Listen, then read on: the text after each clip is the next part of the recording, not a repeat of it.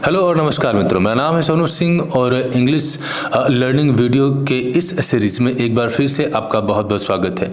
तो मेरी अब तक की सारी वीडियोस इंग्लिश लैंग्वेज में थी, लेकिन बहुत सारे व्यूअर्स ने मुझे ये रिक्वेस्ट किया कि क्यों ना मैं सारा वीडियो जो है वो हिंदी में बनाऊँ, ताकि वो लोग भी समझ पाएँ जो लोग इंग्लिश को नहीं समझते हैं, जो लोग प्राइमरी स्टेज पर हैं। देखिए, अगर आपको इंग्लिश बोलना है तो आपको कहीं से तो शुरुआत करनी पड़ेगी, और अगर अपने आप को आप दूसरों से कंपेयर करेंगे तो जिस भी व्यक्ति से कंपेयर कर रहे हैं उसके परिश्रम को, उसके टाइम को भी देखिए। अगर आज कोई बहुत बढ़िया इंग्लिश बोलता है तो इसका मतलब ये है कि उसने आपसे पहले शुरुआत की और उसने आपसे ज़्यादा मेहनत की है। इंग्लिश लर्निंग को बहुत ज़्यादा कॉम्प्लिकेटेड न बनाते हुए हम इसको छोटे छोटे स्टेप्स के ज़रिए सीखते हैं। जैसे कि अगर आप कहीं किसी देश में चले जाएं या किसी राज्य में चले जाएं तो आप पाएंगे कि छोटा बच्चा अपने आसपास के लोगों को देखता है और उनको देख के ऑब्जर्व करके वो लैंग्वेज को सीखता है। और कई बार हम भी अगर कहीं बाहर जाते हैं तो छोटे छोटे वर्ड्स और छोटे छोटे सेंटेंस को सीखते हैं, उनको बोलना शुरू करते हैं और फिर धीरे धीरे हम फ्लुएंट हो जाते हैं, हम उस लैंग्वेज के साथ बहुत ज़्यादा फेमिलियर हो जाते हैं। तो उसी ट्रेंड को फॉलो करते हुए आज मैं एक सीरीज शुरू करने जा रहा हूँ जिसमें मैं आपको 5 सेंटेंस डेली बताऊँगा जिनका उपयोग आप अपने डेली लाइफ में कर सकते हैं। तो सेंटेंस की इस श्रृंखला को हम बनाने के लिए हम इनवर्डली वर्ड का यूज करेंगे। इनवर्डली का मतलब होता है मन ही मन में। वह मन ही मन में कुछ सोच रहा था। He was inwardly thinking something. मैं मन ही मन उसे गाली दे रहा था। I was inwardly abusing him. वह मन ही मन गुस्सा हो रहा था। He was inwardly getting angry. वह मन ही मन कुछ बोल रहा है। He is inwardly speaking something. वह मन ही मन मुस्कुरा रही थी। इसका ट्रांसलेशन आपको करना है। तो हमारा अगला सेंटेंस है जिसमें हम इस्तेमाल करेंगे मोर देन एनफ का। मोर देन एनफ का मतलब होता है जरूरत से ज़्यादा। जैसे जरूरत से ज़्यादा मत सोचो, don't think more than enough. एक बार फिर से मेरे साथ बोलिए, जरूरत से ज़्यादा मत सोचो, don't think more than enough. जरूरत से ज़्यादा मत खाओ, don't eat more than enough.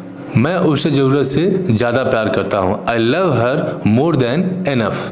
यह होटल ज़रूरत से ज़्यादा महंगा है। This hotel is expensive more than enough. एक बार फिर से, यह होटल ज़रूरत से ज़्यादा महंगा है। This hotel is expensive more than enough. वह ज़रूरत से ज़्यादा गाली देता है। ही अब्यूजेस मोर देन एनफ। एक बार फिर से, वह ज़रूरत से ज़्यादा गाली देता है। ही abuses more than enough.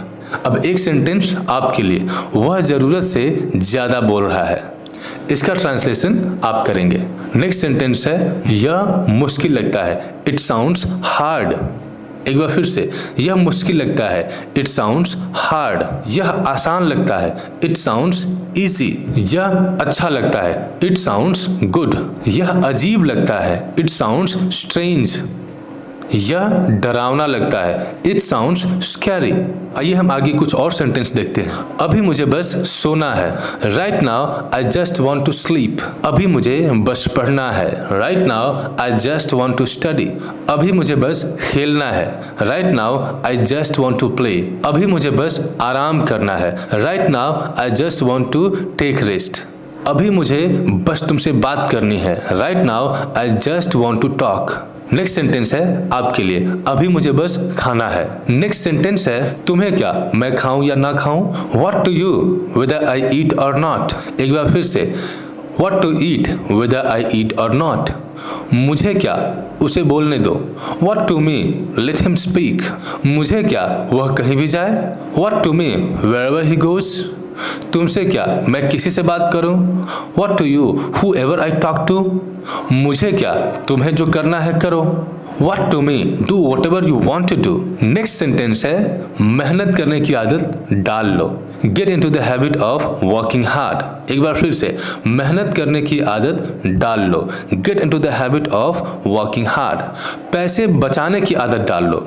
Gate into the habit of saving money. एक बार फिर से, get into the habit of saving money, किताबें पढ़ने की आदत डाल लो। Get into the habit of reading books, healthy खाने की आदत डाल लो। Get into the habit of eating healthy, सुबह जल्दी उठने की आदत डाल लो। Get into the habit of getting early in the morning. इन सारे सेंटेंस का इस्तेमाल आप अपने डेली कॉन्वर्सेशन में कर सकते हैं। आप इंग्लिश बोलते समय ये मत सोचिए कि आपको बहुत बढ़िया इंग्लिश आती है कि नहीं, सिर्फ आपको इतने बात का ख्याल रखना है कि जितनी इंग्लिश आपको आती है उतना इंग्लिश आप यूज करते हैं कि नहीं।